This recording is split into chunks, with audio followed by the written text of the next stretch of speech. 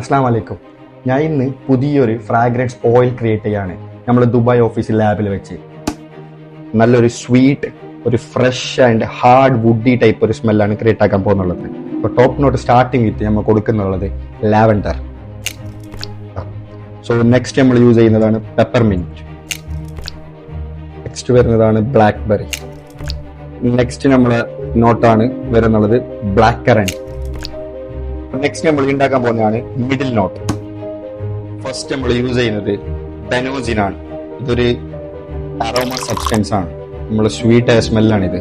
So നമ്മൾ use ചെയ്യുന്നത് sugar ആണ്. കോട്ടൺ ക്യാൻഡി ആണ്. ഫ്ലോറൽ, കുറച്ചും കൂടി സ്വീറ്റ്നെസ് കൂടുതൽ വരാനും നല്ലൊരു റിച്ച് ഫീൽ കിട്ടാൻ വേണ്ടി. സോ നെക്സ്റ്റ് നമ്മൾ ഉണ്ടാക്കാൻ പോകുന്നതാണ് base notes. Cedar wood, amber wood, red wood ആണ്. ഐസോ സൂപ്പർ മീൻസ് ഇത് നമുക്ക് നല്ലൊരു ലാസ്റ്റിങ്ങിന് വേണ്ടിയിട്ടാണ്. ആംബ്രോക്സൻ ആണ്, നല്ലോണം പ്രൊജക്ഷനും ലാസ്റ്റിങ്ങിന് വേണ്ടി യൂസ് ചെയ്യുന്ന ഒരു റോ മെറ്റീരിയൽസ് ആണ് ആംബ്രോക്സൻ. ഇപ്പോൾ ഫെലാൻസി പെർഫ്യൂംസിന്റെ സ്പെഷ്യാലിറ്റി എന്താണെന്ന് വെച്ചാൽ നമ്മളുടെ ഫ്രാഗ്രൻസ് നമ്മൾ തന്നെ ക്രിയേറ്റ് ചെയ്യാണ്.